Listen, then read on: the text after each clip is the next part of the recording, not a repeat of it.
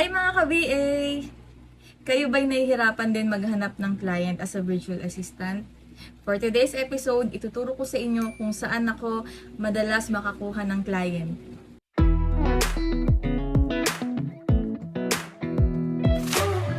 Number 1 is onlinejobs.ph. This is my favorite freelancing platform kasi dito ko nakuha yung unang client ko. Hindi lang isa, dalawa. Actually, sabay ko silang nakuha ng isang araw lang. Yung una kong nakuhang client is based siya sa Singapore. So, na-hire ako as a HR specialist. And yung isa naman is yung data entry. Isa siyang real estate investor sa US and ang ginagawa ko lang sa kanya is mag copy and paste, data entry, and 2 years na ako sa kanya ngayon. Kaya favorite ko si OLJ kasi unlike kay Upwork na meron siyang tinatawag na connects. Once na naubos yung connects mo, kailangan mong bumili. Yes, may mga kakilala ko na bumibili ng connects para lang makapag-apply uli. Unlike kay OLJ na may daily limit lang siya, 10 application per day. Number 2 is Upwork. Nakakuha rin ako ng mga client kay Upwork. Ang maganda lang sa mga clients ko is in-advise nila ako na hindi ako mag-work mismo kay Upwork.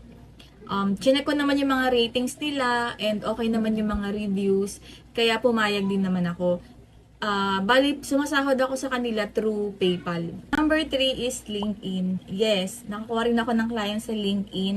Ang ginawa ko lang is, chinek ko isa-isa yung mga real estate investor sa US. And minessage ko rin yun isa-isa. Meron nag-response na nagbigay ng email address after 2 days and nag-schedule siya for interview. Hanggang ngayon, virtual assistant pa rin niya ako. Number 4 is YouTube. Sobrang thankful ako sa site na to kasi dito ko nakilala yung coach ko sa real estate. So, siya yung nagturo sa akin ng lahat about real estate and yung sa niche ko ngayon na average surplus funds. Lahat binigay niya sa akin, yung course, aaralin ko na lang yon, yung mga tools, yung mga websites, and everyday meron ako sa kanyang training. So, chinaga ko lang yon para makapasok ako sa gantong klaseng trabaho. Lastly, yung pinaka-favorite ko, kasi dito ko lagi nakakakuha ng maraming client, is yung Facebook group. Yes. Ang gagawin mo lang, mag-join ka lang sa mga Facebook groups, kung ano ba yung niche mo, like for example, the real estate. So, doon ka mag-join.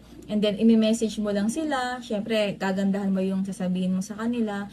Yun. Ang maganda sa Facebook groups kasi, pag minessage mo sila, minsan instant yung magre-reply sa'yo. Agad-agad available sila. And then, interview na agad, ganyan. Ang maganda lang sa niche ko is, konti pala yung nakakaalam. Kaya every time na nag-a-apply ako, never pa akong hindi na-hire. Kasi nga, sobrang konti pala yung nakakaalam ng gantong trabaho ko. Mga ka-VA, wag kayo mawawalan ng pag-asa na maghanap ng client. Yung mga client, marami yan. Isa-isahin nyo lang siya. Basta, lagi nyo lang iisipin na kaya nyo yan, huwag kayong susuko. Kasi dumating din ako sa point na ganyan. So, sabi ko sa sarili ko na, bakit ako susuko? Nasimulan ko na siya, napagod na ako, napuyat na ako, nag-research na ako, lahat na ginawa ko. So, tuloy-tuloy lang.